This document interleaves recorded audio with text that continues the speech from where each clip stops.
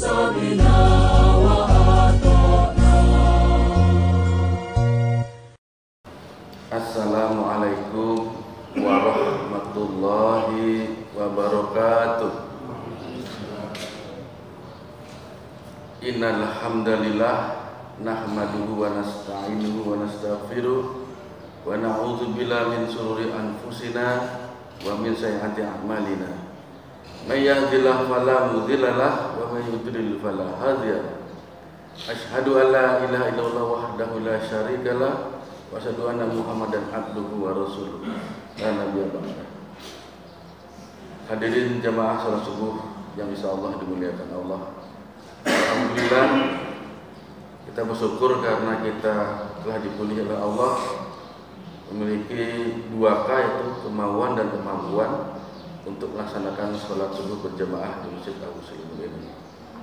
Dalam kesempatan ini saya akan membacakan tanya jawab Fatwa Tarjih Muhammadiyah. Judulnya Sholat dengan Mata Kaki Tertutup. Pertanyaan ini oleh Bapak Supri Karim, Jalan Letnan Jenderal Suprapto nomor 99, Tebing Tinggi, Sumatera Utara. Pertanyaannya, tidak sahnya sholat bila mata kaki tertutup adalah berdasarkan hadis riwayat Abu Daud dengan sanad sahih menurut syarat Muslim. Mohon dilihat pada kitab Riyadhus Shalihin bab libas dan mohon penjelasan. Jawabnya, untuk jelasnya persoalan baiklah dilihat dulu hadis yang dijadikan dasar untuk tidak mensahkan salat karena menutup mata kaki sebagai berikut. Artinya saja, dari Abu Hurairah radhiyallahu anhu berkata, ketika ada seorang sedang salat sedang kainnya menjulur ke bawah, maka Nabi pun bersabda kepada orang tersebut, pergilah dan berwudulah.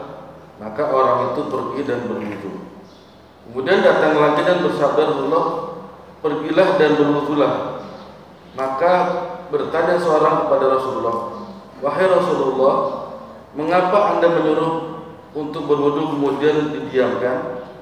Maka bersabda Rasulullah, sesungguhnya ia telah salat dengan kain yang menjulur ke bawah, dan sesungguhnya Allah tidak menerima salat seseorang yang kainnya menjulur ke bawah. Istinbat hukum tidak sahnya salat berpakaian menutup kaki dengan hanya alasan sabda innallaha la yaqbalu sholatan rajulin musbilin, belum sempurna dan istidah. Pertama, harus memahami dari rentetan-rentetan dalil-dalil yang lain. Di samping rentetan pengertian dari hadis itu sendiri, mengapa Nabi menyuruh orang yang memakai kain yang menjulur ke bawah itu untuk mengulang wudunya, bukan sholatnya?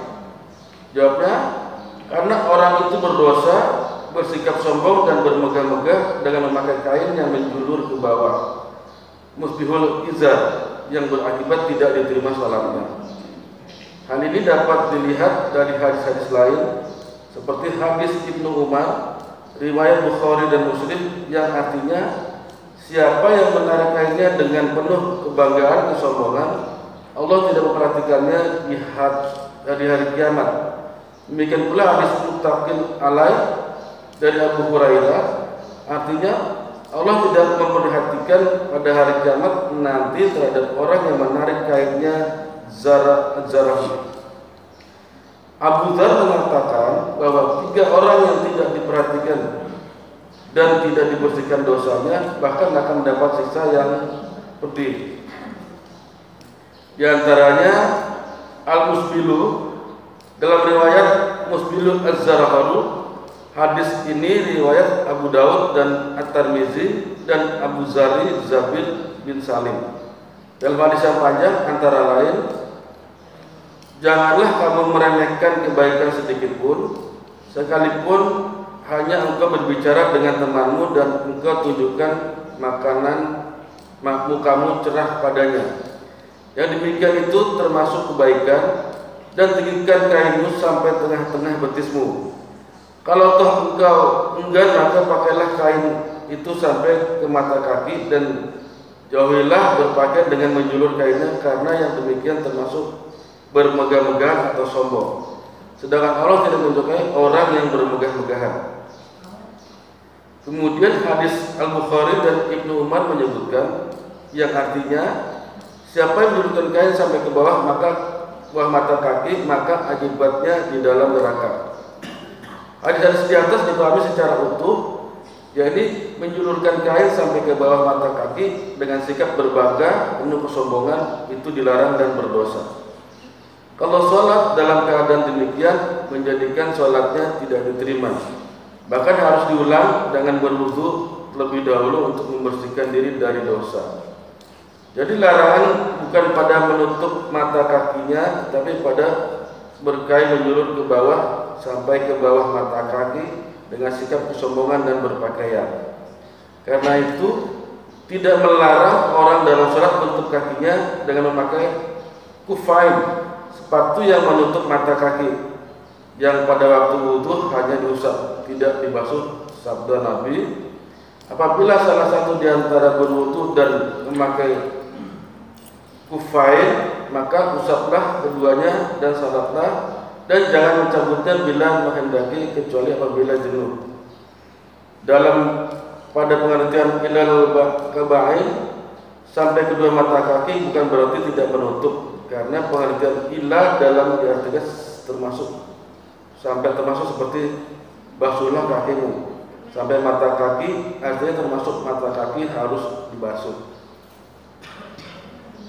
Demikian jemaah, dalam hal ini mungkin banyak terjadi perdebatan.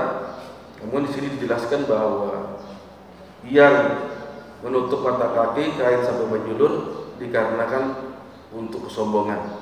Kita perhatikan bahwa zaman dulu untuk kemegahan adalah kain sutra, permadani, dan emas. Rupanya untuk menjulurkan termasuk kain sutra dalam sholat yang menyebabkan terjadi kesombongan. Demikianlah, wabillahi taufiq wal hidayah. Assalamualaikum warahmatullahi wabarakatuh.